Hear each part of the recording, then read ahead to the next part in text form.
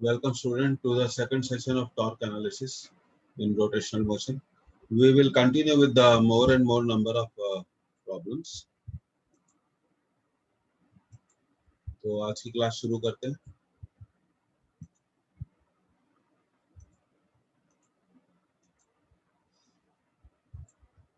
तो अब देखिए, अब हम काफी काम कर चुके हैं टॉर्क एनालिसिस पे. इस क्वेश्चन को सॉल्व करते हैं. Uniform disc of radius 20 centimetre, mass 2 kg can rotate about a fixed axis through the center and perpendicular to its plane. तो हमारा एक्सिस ऑफ रोटेशन कैसा है? Passing through the centre of disc है और perpendicular to the plane of disc है. तो हम जानते हैं कि इस एक्सिस के अबाउट इस डिस्क का मोमेंट ऑफ इनर्शिया होगा mr²/2. A massless cord is wound along the rim of the disc. If a uniform force of 2 Newton is applied on the cord, tangential acceleration of a point on the rim of disc will be. Question को note करिए अच्छे से.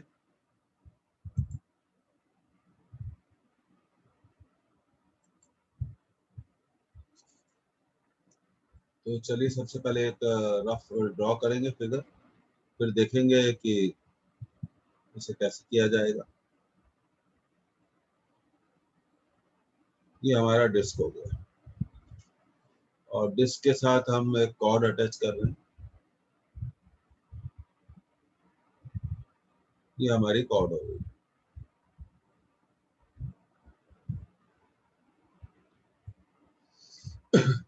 और disc की हमें radius given है और मास भी गिवन है, तो डिस्क का मोमेंट ऑफ इनर्शिया तो हम निकाल सकते हैं.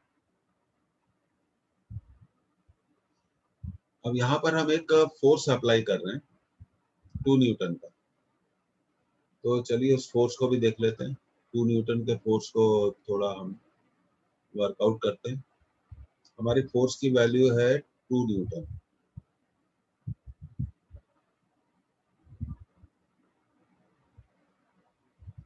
और डिस्क का रेडियस भी हमें गिवन है 20 centimetre. Let it is r is given as 20 centimetre. तो ये जो फोर्स हम अप्लाई कर रहे हैं रिम पर, ये एक टॉर्क प्रोड्यूस करेगा और उस टॉर्क को हम कैलकुलेट कर सकते हैं स्टूडेंट. बहुत सिंपल फॉर्मूले से हम उस टॉर्क को कैलकुलेट कर सकते हैं. We know that torque can be written as F into R. F into R. यहाँ पे F हमें दिया हुआ है 2 न्यूटन और रेडियस दी हुई है 20 centimetre upon 100. So we will get it 2/5. तो ये टॉर्क की वैल्यू आ गई. पर आप जानते हैं टॉर्क को आप लिख सकते हैं I अल्फा, और तो ये टॉर्क की वैल्यू हमने यहाँ पुट कर दी 2/5. Moment of inertia mr²/2. Alpha को हम लिख सकते हैं a/r. क्या लिख सकते हैं? a/r. तो देखिए r से r आपका यहाँ कैंसिल हो जाएगा, तो a की वैल्यू हम निकाल लेते हैं. ये आएगी 4/5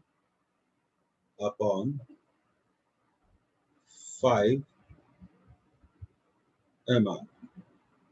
कितनी आएगी? 4/5 mr.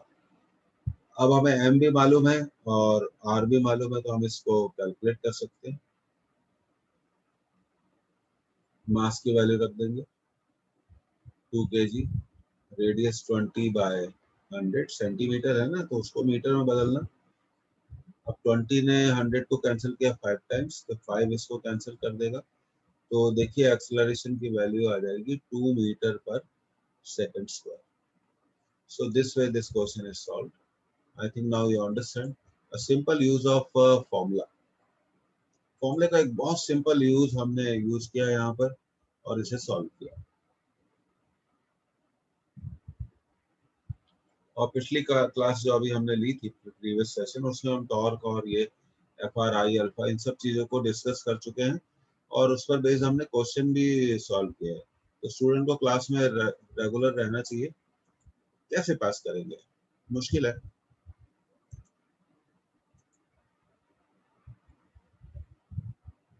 Okay, note it down. तो फिर हम आगे बढ़ते हैं. Then will move to the next question.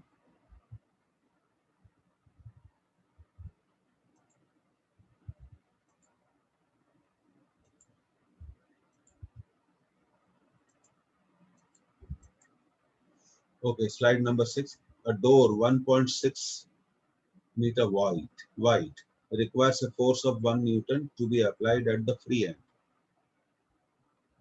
तो डोर के फ्री एंड पे हैंडल होता है जिससे हम डोर को ओपन करते हैं और क्लोज करते हैं, देखा होगा सभी के घरों में होता है. The force that is required to be applied at a point 4 meter distant from the hinges. Hinges वो पॉइंट होते हैं जहाँ पे डोर बंधा हुआ रहता है. For opening और closing the door is. तो देखिए सबसे पहले तो इस डोर को ओपन करने के लिए कितना टॉर्क चाहिए उसके बारे में बात कर लेते हैं. फोर्स है 1 न्यूटन और 1.6. तो ओपनिंग या क्लोजिंग द डोर के लिए हमें कितना टॉर्क चाहिए 1.6 न्यूटन मीटर. अब अगर हम इतना ही फोर्स कितने डिस्टेंस पे लगाना चाहते हैं, 0.4 मीटर पे हम फोर्स लगा के डोर को ओपन या क्लोज करना चाहते हैं, तो टॉर्क तो उतना ही रहेगा पर फोर्स बदल जाएगा क्योंकि डिस्टेंस बदल गया है. 1.6 फोर्स निकालना है. अब हम कितने डिस्टेंस में निकाल रहे हैं 0.4, तो F dash will be 1.6 divided by 0.4. So the answer is 4 Newton. Question is simple. So this is the second question. पहला क्वेश्चन जो अभी हमने किया था वो बहुत इंपॉर्टेंट था. तो उसमें आप R2 लिखिए, R3 लिखिए, इसको आप R1 पे रख सकते हैं. तो किसी भी डोर को ओपन या क्लोज करने के लिए इसके फ्री हैंड पर हम हैंडल लगाते हैं, उस पर हम फोर्स लगाकर डोर को ओपन या क्लोज कर देते हैं. तो हैंडल को हिंजेस से बहुत दूर लगाया जाता है, बिल्कुल एंड पर लगाया जाता है, जिससे कि हम कम फोर्स लगा के डोर को ओपन या क्लोज कर सके. अब इस क्वेश्चन में पूछा गया था कि भाई इसी डोर को ओपन करना है और फोर्स कहाँ लगाना है, कितने डिस्टेंस पे लगाना है, 0.4 मीटर के डिस्टेंस पे लगाना है. तो कैसे करेंगे, तो ये समझ में आ गया. अब आगे बढ़ते हैं. Let's move to the next question. Simple question R1 कर सकते हैं. तो ये होगी slide number 8. Four equal and parallel forces are acting on a rod as shown in figure at a distance. एक फोर्स है 20 सेंटीमीटर पर, दूसरा है 40 सेंटीमीटर पर, और तीसरा है 60 सेंटीमीटर पे, और चौथा है 80 सेंटीमीटर पे. From one end of the rod. Under the influence of these forces, the rod, first option is at rest, experiences a torque. Third option experiences a linear motion. Fourth option experiences a torque and also a linear motion. तो सबसे पहले हमें translational equilibrium को discuss करना पड़ेगा. Translational equilibrium है कि नहीं ये हम देखना चाहेंगे. अब आपको दिख रहा है इस फिगर में कि अपवर्ड फोर्सेस कितने हैं. अपवर्ड फोर्सेस कितने हैं, 2 हैं. तो अपवर्ड फोर्सेस लिख लेते हैं, F प्लस F 2F, और डाउनवर्ड फोर्सेस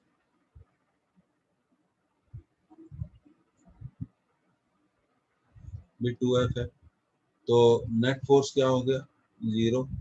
तो ट्रांसलेशनल इक्विलिब्रियम है. So we have a translational equilibrium. So what is the meaning of the translational equilibrium? There will be no linear motion. There will be no linear motion. तो C तो गलत answer है.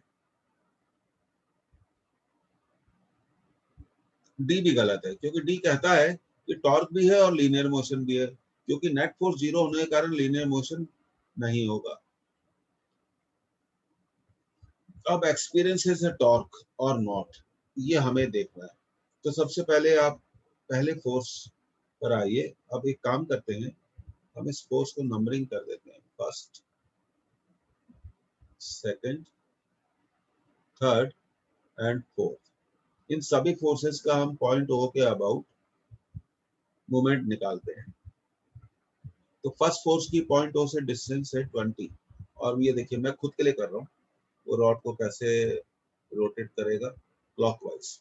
तो first force के कारण जो torque है भाई वो कितना होगा, यूनिट सेंटीमीटर में ही ले लेते हैं. Minus F into 20। अब सेकंड अपवर्ड लग रहा है, कैसे रोटेट करेगा आप कुछ सोचिए। हाथ में एक पेन ले लीजिए और फोर्स लगाइए एंटी क्लॉकवाइज, और वो 40 डिस्टेंस पे लग रहा है, तो ये प्लस हो गया। और तीसरा फोर्स क्लॉकवाइज 60 सेंटीमीटर पे, माइनस एफ इंटू 60। चौथा upward anti clockwise plus F into 80। अब जरा देख लेते हैं कि ये जीरो हो रहा है कि नहीं। तो minus 80 not equal to zero, तो net torque is not equal to zero. तो आंसर है it will experience a torque. ये तो स्टूडेंट इसका आंसर आ गया। अब आपका इसका आंसर है, बिल्कुल करेक्ट आंसर है, B is the correct answer. तो एक बिल्कुल बेसिक फंडामेंटल को इम्प्रूव करने वाला क्वेश्चन था, इसलिए हमने इसे लिया। और जो आज हमने सबसे पहले क्वेश्चन किया था वो तो सबसे इम्पोर्टेंट है, उसको तो आप R3 लिखिए, इसको नोट कर लीजिए। And join the class on time, this is needed if you want to pass. If you don't want to pass, फिर तो आपको ज्वाइन करना है तो करो, नहीं करना है तो नहीं करो। आराम से आओ, घूमते फिरते, कोई दिक्कत नहीं है। तो रोटेशनल इक्विलिब्रियम नहीं है। नेट टॉर्क, इस रॉड पर एक नेट टॉर्क लगेगा, और वो नेट टॉर्क हम देखते हैं कि पॉजिटिव है, इसलिए वो नेट टॉर्क रॉड को क्लॉकवाइज डायरेक्शन में, वो एंटी क्लॉकवाइज डायरेक्शन में रोटेट करने की कोशिश करेगा।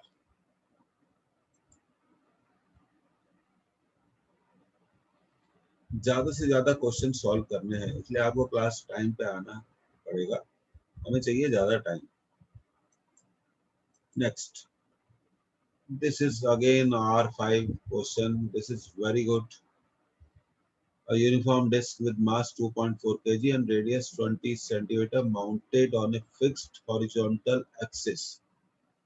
A block of mass m 1.2 kg, ठीक है, hangs from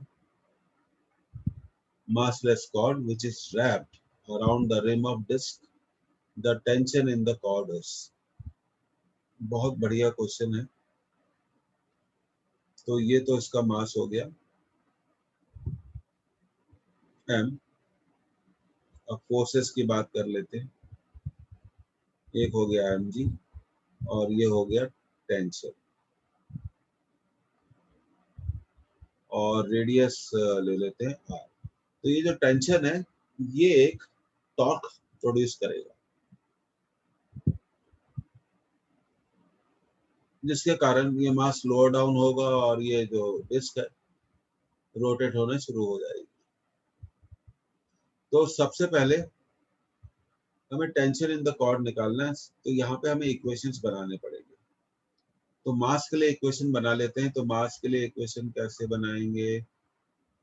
mg minus T equal to ma। m की वैल्यू है 2.4 kg, 2.4 by means 24 by 10, 12 by 5, g 10 ले लेते हैं, 12 by 5 a।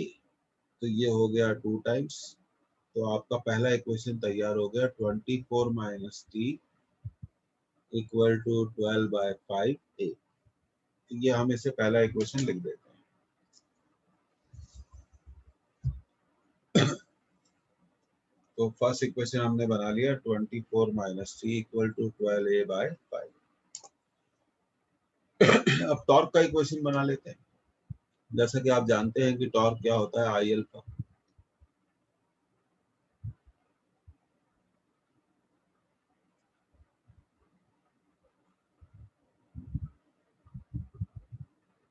Moment of inertia of disc, देखिए डिस्क अपने सेंटर के अबाउट रोटेट करेगी, तो आप देखिए डिस्क का जो एक्सिस ऑफ रोटेशन है passing through the centre and perpendicular to its plane, तो टॉर्क होगा T इंटू आर,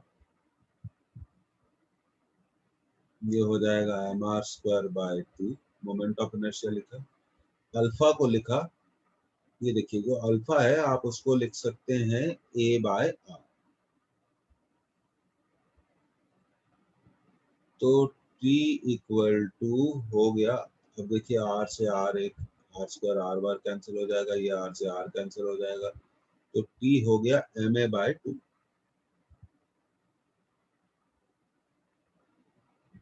और m है 12/5, तो 12/5 24 2.4 है ना, तो टेंशन हो गया 6a/5, और यहां से हम क्या करेंगे, a की वैल्यू निकाल लेंगे 5t/6, और ये यहां हम पुट कर देंगे,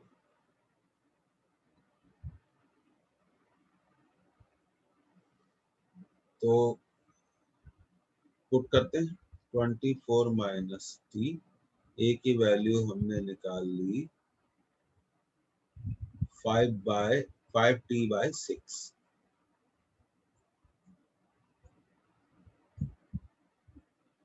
तो 24 minus T equal to 2t, तो आ जाएगा 3t is 24, so the answer of tension is 8 Newton. तो ऐसे क्वेश्चंस तो बहुत ज्यादा इंपॉर्टेंट होते हैं, थोड़ा बहुत केयरफुल रहें हम ऐसे क्वेश्चंस के बारे में। अल्फा को हम लिख सकते हैं a/r, तो टेंशन की वैल्यू कितनी आ गई, ये आपको दिख रहा है यहाँ पे, हम कौन सी स्लाइड पे हैं, ये दिख रहा है आपको 10 नंबर, स्लाइड नंबर 10।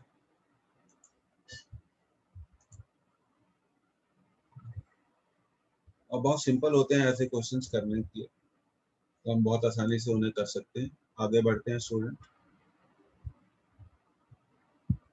आपने इसे नोट कर लिया।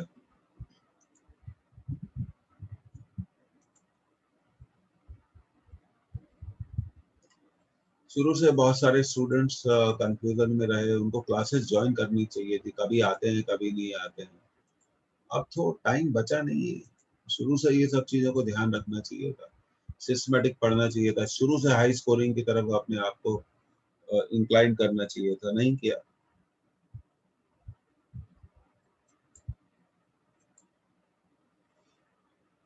ऐसे क्वेश्चन बहुत इंपॉर्टेंट होते हैं। अब इसके बारे में क्या कहें, AIPMT मेंस 2007, आज भी ये क्वेश्चन उतना ही इम्पोर्टेंट है। तो पहले तो आप क्वेश्चन नोट कर लीजिए, a thin uniform stick of length L and mass M is held horizontally with its end B hinged on the edge of the table. Point A is suddenly released. तो जब point A को release कर देंगे तो क्या होगा, तो वो एकदम से ये देखिए नीचे आएगा ग्रेविटी के कारण, और जब ये उसका जो सेंटर ऑफ मास है वो डाउनवर्ड जाएगा, और आप देखिए आपको क्या लगता है वो रोटेट भी कर रही है, तो रोटेशनल इफेक्ट तो एक टॉर्क के कारण होता है, तो ऐसा कौन सा टॉर्क है जो इसको रोटेट कर देगा, torque due to weight, torque due to weight, अगर एक बॉडी ये रोटेट हो रही है तो किसके कारण, टॉर्क ड्यू टू वेट, ये बात ध्यान रखना चाहिए। The acceleration of center of mass of the stick at the time of release is, और वेट तो सबसे पहले क्या करते हैं, आप इसे नोट करिए, और ये हम देखते हैं इसका वेट,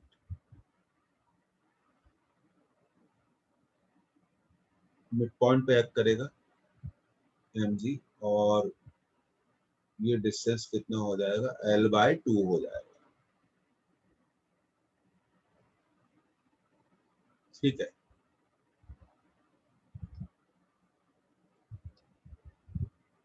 अब torque due to weight calculate करते हैं।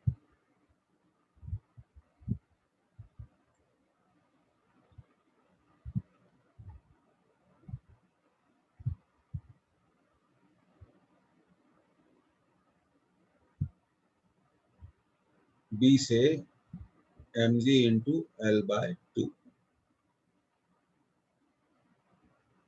अब टॉर्क को आप लिख सकते हैं I इंटू अल्फा।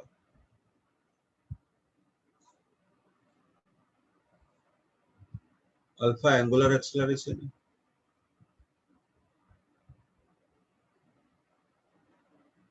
अब मोमेंट ऑफ इनर्शिया भी निकालना पड़ेगा। जब इस स्टिक को रिलीज करते हैं तो आप इसे यूनिफॉर्म रॉड मान सकते हैं।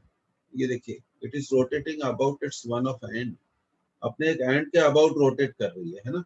तो एंड के about moment of inertia rod का कितना होता है, ml²/3।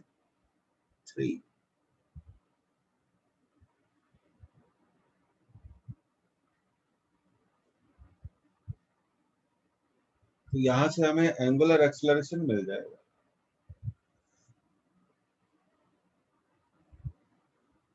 एंगुलर एक्सेलरेशन मिलेगा 3gl अपॉन 2l³। एक l को कैंसिल कर दो, 3g अपॉन, अच्छा ये हमने मोमेंट ऑफ इनर्शिया गलत लिखा, आप लोगों को बताना चाहिए था, ml²/3 होता है। तो ये होगा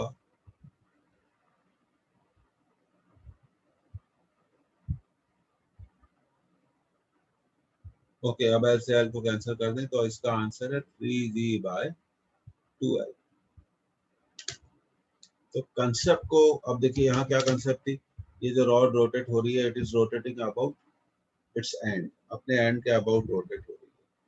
तो भाई एंड के अबाउट रोटेट हो रही है तो ये भी बता दीजिए कि एंड के अबाउट एक रॉड का मोमेंट ऑफ इनर्शिया कितना होता है, ये भी मालूम होना चाहिए, ml²/3। तो ये तो हो गया एंगुलर एक्सेलरेशन। क्या हो गया, angular acceleration, angular acceleration of the stick at the time of release. अच्छा, इस क्वेश्चन की एक और खास बात है, ये 2007 में आने के बाद रिपीट हुआ 2013 में। अब ये रिपीट हो जाएगा 2021 में, क्यों नहीं हो सकता। तो भैया ये तो बहुत इंपॉर्टेंट बात हो गई, ये हो गया R5। ये जब तक 4-5 बार 6 बार 10 बार रिवाइज नहीं करेंगे तो क्वेश्चन नहीं सॉल्व होंगे। हम स्लाइड नंबर 12 पे हैं, दिख रहा है आपको।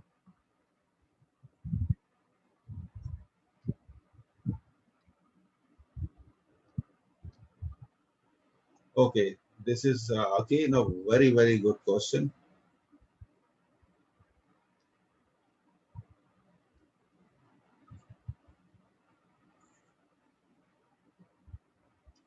A solid cylinder of mass m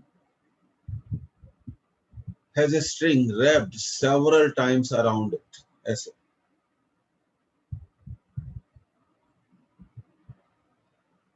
the free end of string is attached to the ceiling. ठीक है, ये रही सीलिंग,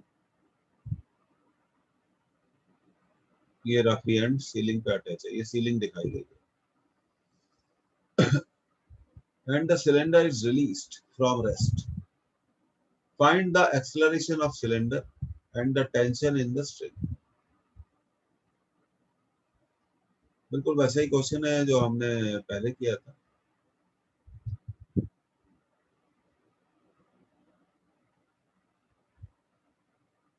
तो टेंशन को सपोज कर लेते हैं कि टेंशन कितना है भाई, टी। तो टेंशन एक टॉर्क प्रोड्यूस करेगा,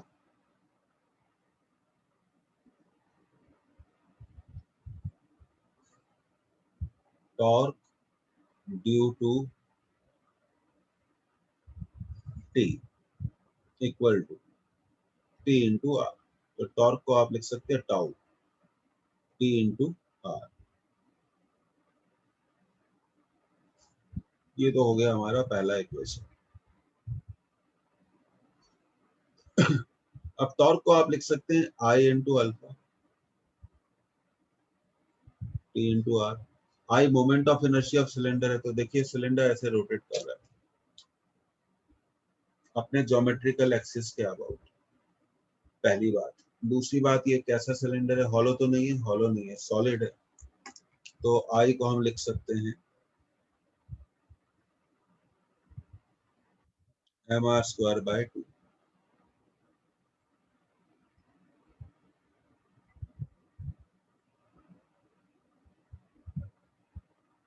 ये आर लिख लेते हैं हम, कैपिटल आर,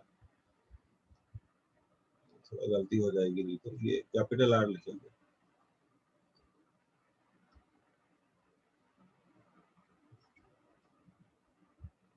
अब आर से आर कैंसिल हो गया, तो मिला M R alpha equal to 2t।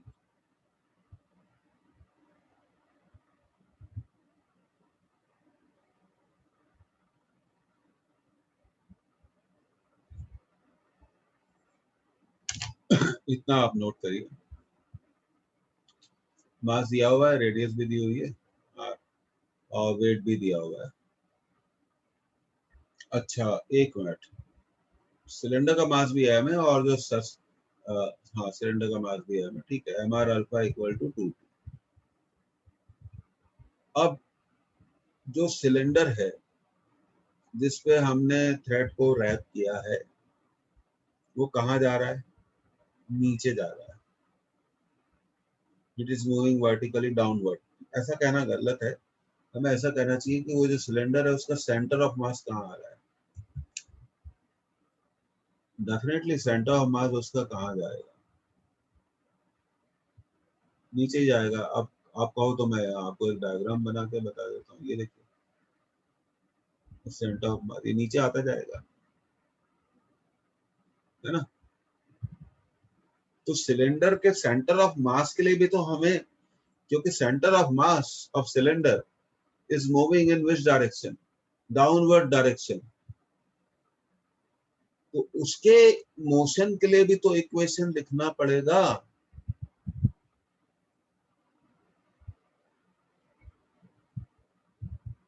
और ये जो थ्रेड है ये तो ओपन होता जाएगा, इसमें तो कोई प्रॉब्लम ही नहीं है ना। थ्रेड ओपन होता जाएगा, उसको भी बता देते हैं। चलिए ये रहा,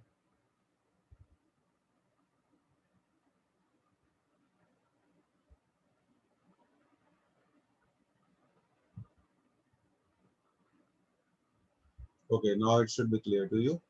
तो अब हम क्या करेंगे, for the motion of motion लिखेंगे किसका, सेंटर ऑफ मास का, M G minus T equal to M into ए।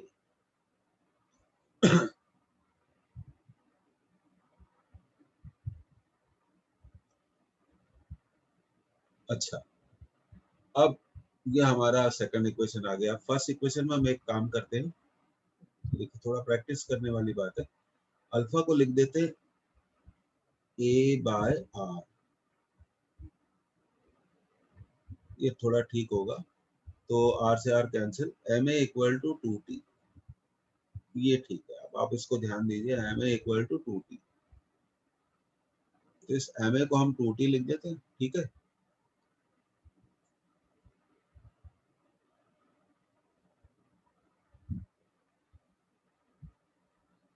तो M G equal to 3t, तो भाई टेंशन तो आ गया M G by 3। Wonderful question. ये 3 हटा दें जरा, हम इसको 5 कर दें, ये ज्यादा ठीक है। R5 कम से कम भैया 5 बार रिवाइज करो। एक मिनट अच्छे से और डार्क करके लिखते हैं, थोड़ा रेड में अच्छा रहेगा। R5, ये R को जरा फॉलो करेंगे तो आप पास हो जाएंगे। तो टेंशन आ गया mg बाय 3, अब निकालना है एक्सेलरेशन, तो भाई उसको भी निकाल लेते हैं। क्या करेंगे, यहां पर सॉल्व करते हैं। हम जानते हैं M A equal to 2t, ठीक है, और टेंशन हमने लिख दिया, अभी निकाल लिया, उसकी वैल्यू रख देंगे 2mg/3, तो m से m तो कैंसिल, तो इसका एक्सेलरेशन होगा 2g/3। अब इससे अच्छा क्वेश्चन तो बहुत मुश्किल है। और अगर आप देखें इसको, अगर आप 4 या 5 बार प्रैक्टिस करें, बार बार आप इसे करें, तो आपको एक चीज और समझ में आएगी, ये मैनेजेबल है, हम इसको कर सकते हैं, वी कैन डू इट। हाँ भाई, कितने लोग कर सकते हैं, जवाब चाहिए। मुझे मालूम है कि आप लोगों के पास आवाज नहीं है, पर मैं फिर भी कोशिश करता हूँ कि भैया आवाज आ जाए। क्लास में रेगुलर होना एक क्वालिटी है, क्लास में टाइम पर आना एक अनदर ह्यूमन क्वालिटी है, और ये ह्यूमन क्वालिटी पास होने वाले बच्चों में जरूर मिलती है।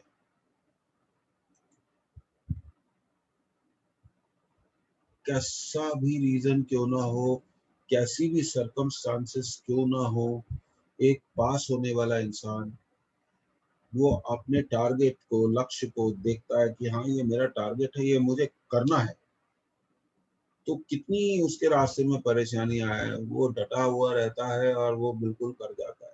ये एक अंदर से हिम्मत हमें अपने में लानी पड़ेगी, ये बहुत जरूरी है। बातें करने से हम एग्जाम को पास नहीं कर सकते। मोस्ट इम्पोर्टेंट क्वेश्चन, चलिए आगे बढ़ते हैं। ओके, इसको थोड़ा क्लियर करना पड़ेगा, ये कर दिया क्लियर। तो एक बात फिर से आपको बता दें, हम इसको बार बार क्या कर सकते हैं, रिवाइज कर सकते हैं। ये सिलेंडर नीचे आ रहा था, तो उसका centre of mass equal to M A, एक इक्वेशन ये हो गया।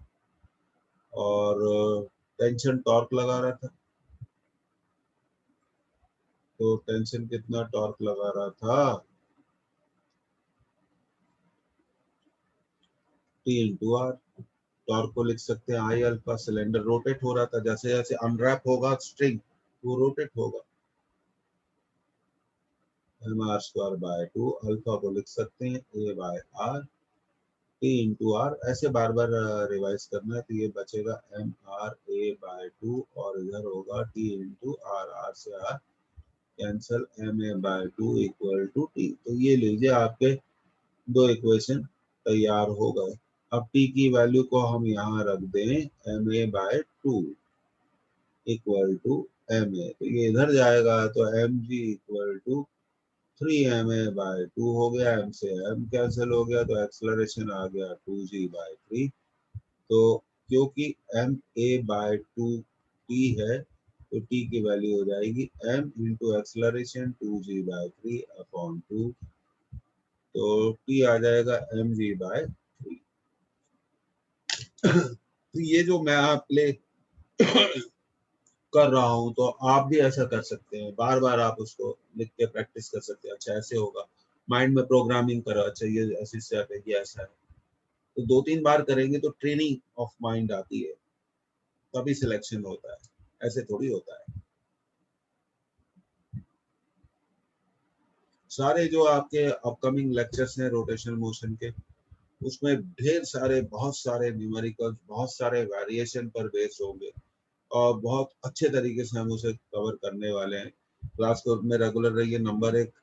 नंबर 2 रूल, क्लास में रेगुलर रहिए। नंबर लास्ट रूल, क्लास में रेगुलर रहिए। नंबर 1 रूल, टाइम पर आओ। वाह, इसे तो आप R7 बोल दो।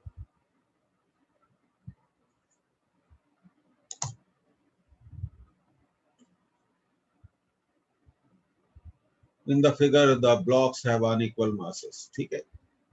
M2 बड़ा है, तो M2 M1 को क्या कर लेगा, पुल कर लेगा। M2 has a downward acceleration A, ठीक है। The pulley P has a radius R, एक पुली भी तो रोटेट होगी, and same mass and some mass, कुछ मास है उसका। The string does not slip on the pulley, okay, तभी तो उसे रोटेट करेगी, स्लिप हो जाएगी तो रोटेट कैसे करेगी।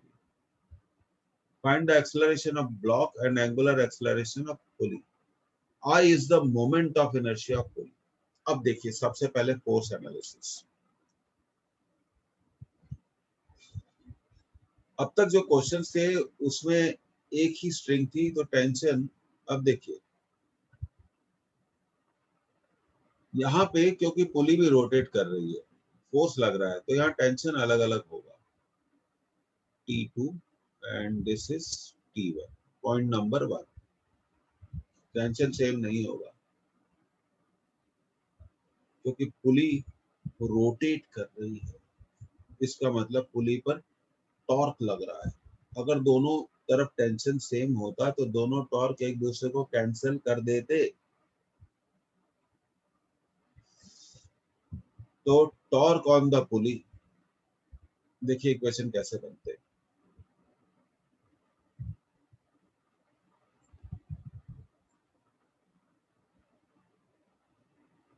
T2 minus T1 into radius कितनी है पुली की, पुली की रेडियस है R।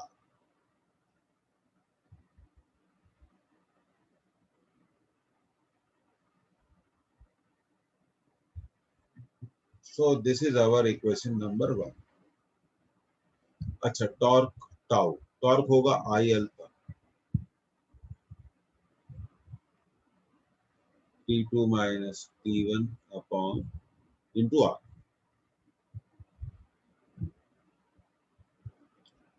अब अल्फा को लिख सकते हैं A बाय R,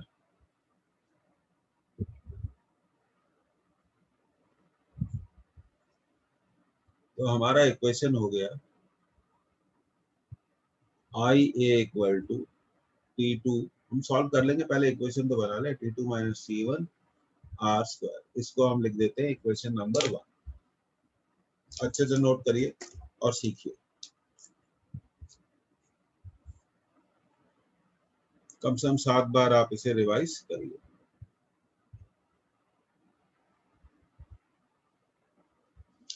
अब मासेस का एक्सेलरेशन भी तो निकाल लें भाई,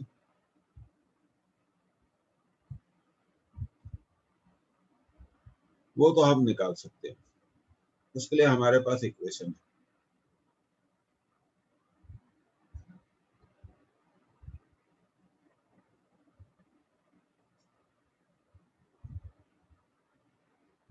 ओके, इतना आप नोट कर लीजिए।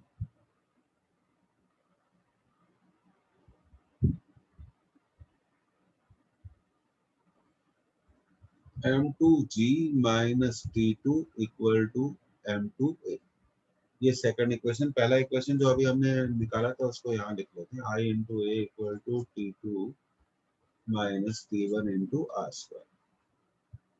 अब m1 के लिए इक्वेशन लिख लो, T1 minus m1g equal to m1a। अब हमें निकालना क्या क्या है, अब हमारे इक्वेशन तैयार हो गए, दैट्स ऑल। तो सबसे इंपॉर्टेंट कंसेप्ट थी भाई, टेंशन सेम नहीं होगा, टेंशन सेम नहीं होगा। अब हमें इन इक्वेशंस को सॉल्व करना है और क्या निकालना है ये देख लेते हैं। एक्सेलरेशन ऑफ ब्लॉक निकालना है, ठीक है।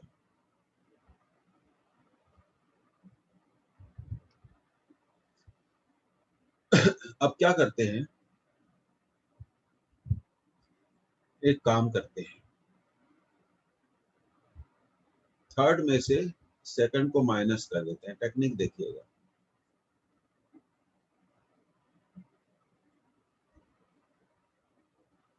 जितने भी आपको ये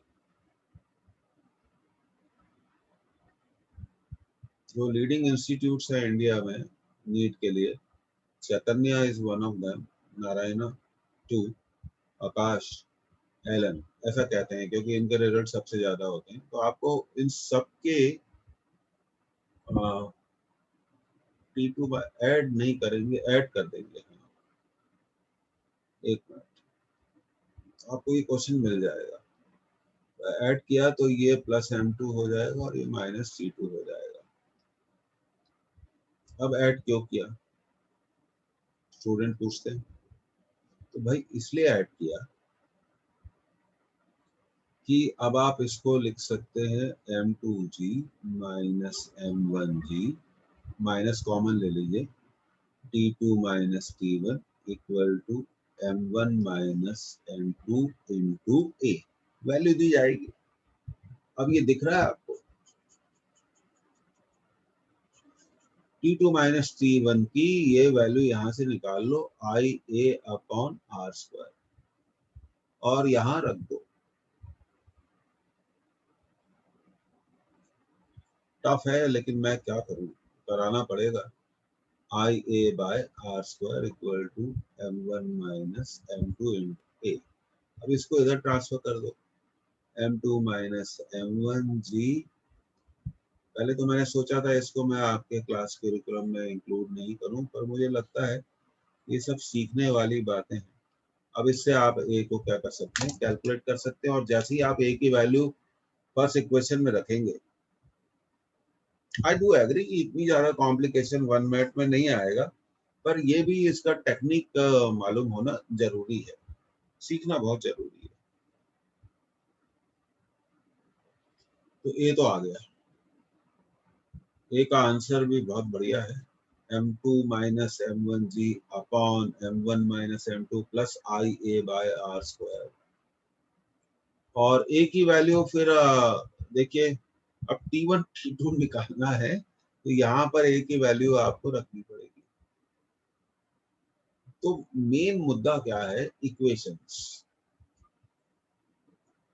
अगर ये न्यूमेरिकल होता तो हम इसे बहुत आसानी से क्या कर लेते, जैसे हमें M2 दिया होता 10 kg, G दिया होता 10, M1 दिया होता 5 kg, G दिया होता 10, और मोमेंट ऑफ इनर्शिया 20 दिया होता, रेडियस 10 दी होती, ये बहुत सिंपल हो जाता। करना पड़ेगा भैया, कोई रास्ता नहीं है। आप इसे नोट कर लीजिए, हम अगले स्लाइड पे जा रहे हैं। तो ये तरीका है चीजों को सॉल्व करने का। ये देखिए, the diameter of a disc is 0.5 metre and its mass is 16 kg, ठीक है। What torque will increase its angular velocity from 0 to 120 rotation per minute in 8 second. तो देखिए, टॉर्क को निकालने के लिए हमें चाहिए आई इंटू अल्फा। अब यहाँ पे इस क्वेश्चन में मेंशन नहीं है कि disc is rotating about which axis, तो हम मान लेते हैं भाई कि जो डिस्क है ये अपने सेंट्रल एक्सिस के अबाउट रोटेट कर रही होगी, तो डिस्क का मोमेंट ऑफ इनर्शिया हो जाएगा mr स्क्वायर बाय 2। चलो उसको पहले कैलकुलेट करेंगे। 0.5 मतलब 1/2, ये हो जाएगा 16/8। तो मोमेंट ऑफ इनर्शिया आ गया 2 kg मीटर स्क्वायर। ओके, अब इनिशियल एंगुलर स्पीड क्या है, 0 है, बिल्कुल बेसिक क्वेश्चन है। और फाइनल है रोटेशन पर मिनट 120 रोटेशन, ध्यान देना यूनिट्स को, रोटेशन पर मिनट। और आपको मालूम होना चाहिए कि एक रोटेशन में कितना एंगल होता है, 2 पाई। नहीं मालूम है तो यहाँ सीखिए, मिनट में कितने सेकंड होते हैं, 60।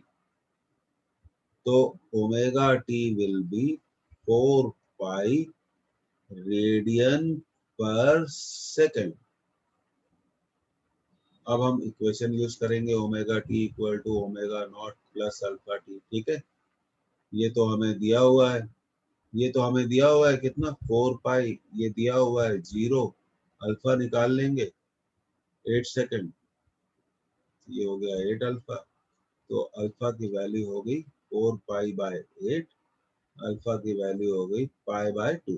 अब टॉर्क कैसे निकालते हैं, आई इंटू अल्फा, आई 2 है और अल्फा है पाई बाय 2। तो टॉर्क की वैल्यू आ गई pi newton metre square The question is simple but good one. R2 mark कर दो. अब आप बच्चे बोलते हैं सर ये आर पे के पीछे पड़ गए हो आप, कभी आर को हटा भी दो. कैसे हटा दें? पास होना है तो इसको नहीं हटा सकते. R means revision. Every knowledge is incomplete without revision. Knowledge is only complete when you are revised the concept, practice numericals for several number of times. तो ये था हमारा स्लाइड नंबर 18. अब हम आगे बढ़ते हैं. Trying to cover maximum number of questions.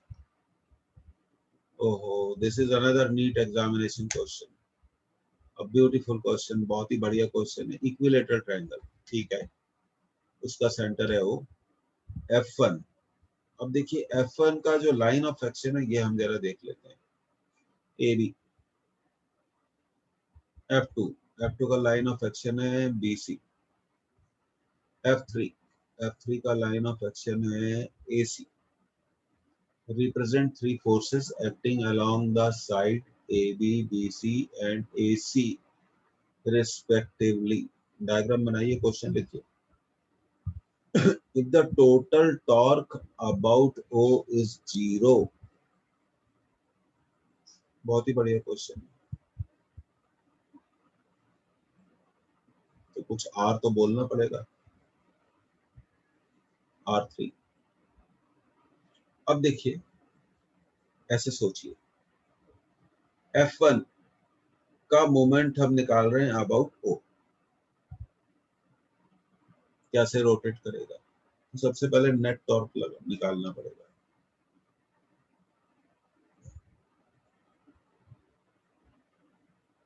Zero नहीं, जीरो वेक्टर. F1 कैसे रोटेट करेगा अबाउट O? Anti clockwise. तो O से परपेंडिकुलर डिस्टेंस कितना होगा भाई?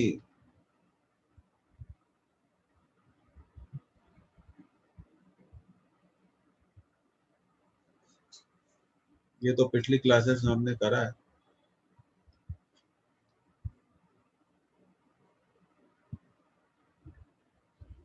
F2 anti clockwise plus F2 into R. F3 clockwise.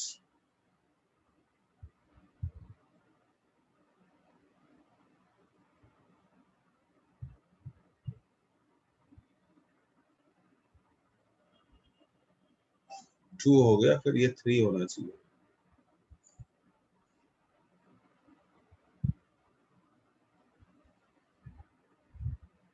और अब आर की तो जरूरत ही नहीं है, तो हमें समझ में आ रहा है कि F3 equal to F1 plus F2.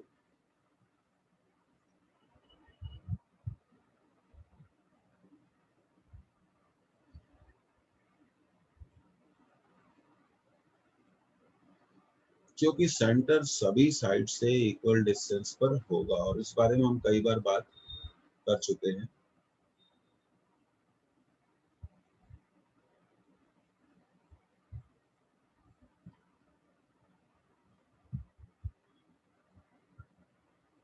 कुछ याद आया?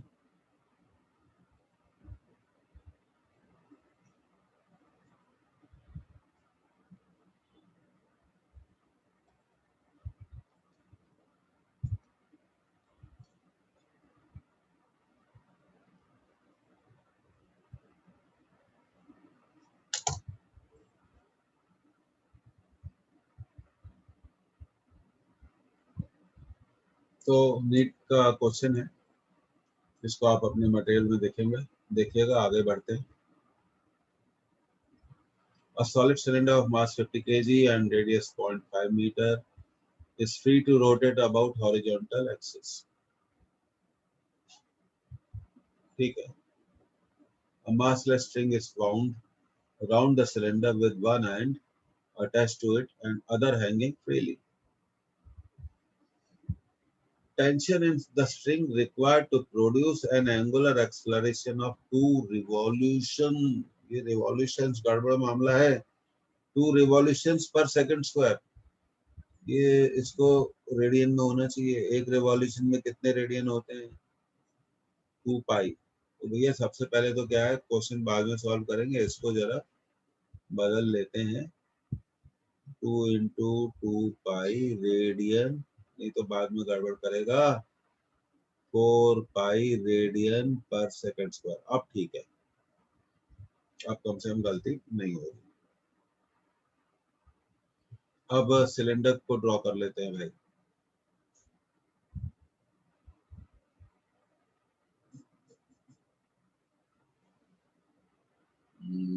ये रहा, ये चलो ड्रॉ कर लो।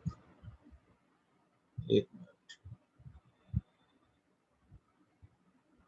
सॉलिड है ना, ये ड्रॉ कर लिया सिलेंडर। अब इसके एंड पर हमें क्या चाहिए, एक स्ट्रिंग चाहिए। ये स्ट्रिंग हो गई भाई। टेंशन इन द स्ट्रिंग, अब स्ट्रिंग में टेंशन डेवलप कर लेते हैं। चलो टी,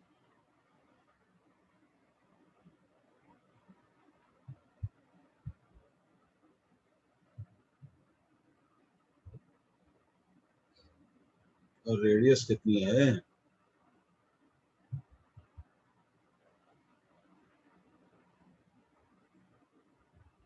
हाँ, तो टेंशन आपको दिख रहा है ना, क्या प्रोड्यूस करेगा?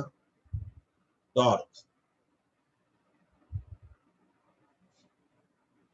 अब सिलेंडर ऐसे रोटेट होगा। आपने ज्योमेट्रिकल एक्सिस किया बहुत, तो एक और काम करते हैं, सिलेंडर का मोमेंट ऑफ इनर्शिया जरा निकाल लेते हैं। मास 50, रेडियस 1/2, 1/2 का स्क्वायर 1/4, और नीचे ऑलरेडी 2 था, तो 25/4 आ गया। Okay, torque due to tension, अब काम शुरू करते हैं। Torque due to tension, T into R. Torque होता है टाउ इक्वल टू, टाउ और टी को एक जैसा मत लिख देना, टॉर्क को बोलेंगे आई अल्फा।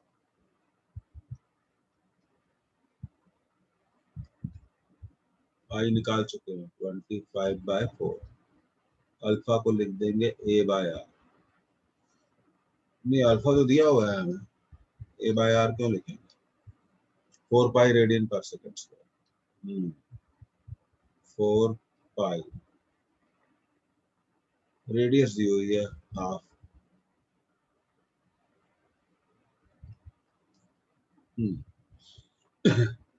4 से 4 कैंसिल, तो टेंशन हो जाएगा 50 पाई।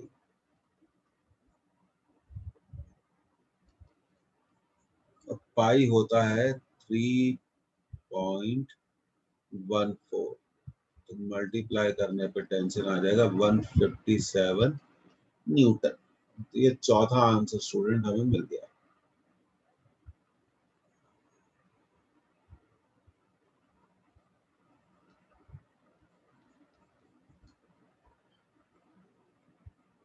हाँ, तो इसमें तो हम बोलना भूल गए, R3 कहो इसको। अभी R2 R3 तो चलते ही रहेंगे।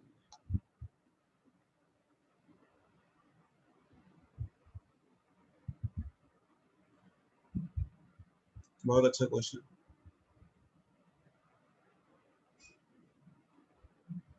Class copy is the most important resources to be used. सबसे इम्पोर्टेंट रिसोर्सेस क्लास कॉपी ही है। आप सबसे पहले उसको वर्कआउट करा करिए, उसके बाद आप शीट करिए, उसको कम से कम कई बार रिवाइज करिए, और क्लास कॉपी को थोड़ा अच्छे से मेंटेन करिए, उसमें एक एक क्वेश्चन को लिखिए और उसका सॉल्यूशन नोट करिए। आलसी लोग कभी भी सक्सेसफुल नहीं हो सकते। I want to say that non-systematic people can never be successful.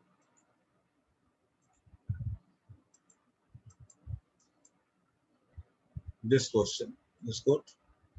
An automobile moves on a road with a speed of 54 km/h. The radius of its wheel is 0.45 meter.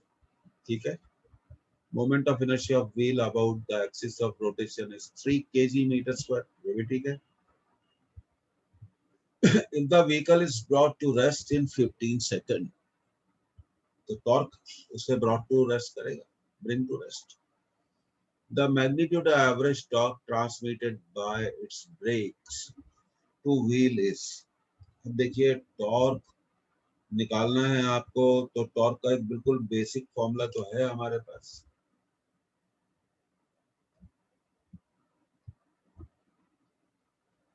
I into alpha, आई तो दिया हुआ है 3 alpha, तो alpha निकालना है।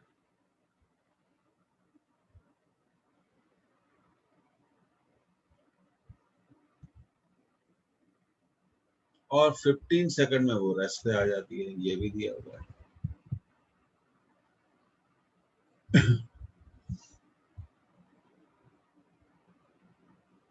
अब देखिए alpha को हम लिख सकते हैं A by R, A is the linear retardation,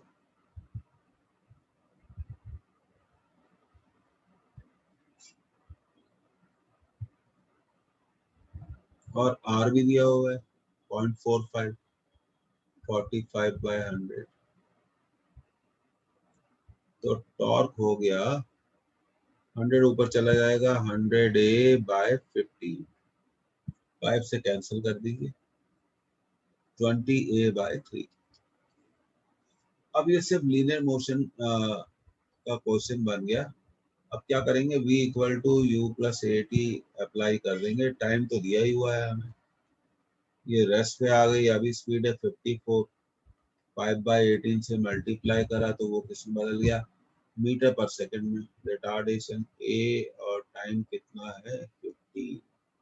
तो एक काम करना है आपको, यहाँ से आप ए की वैल्यू निकाल लीजिए और सेकंड इक्वेशन में पुट कर दीजिए।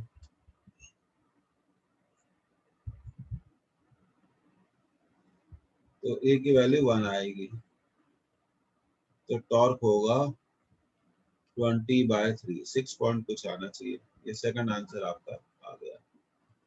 And you were surprised to know that it is one of the previous NEET question.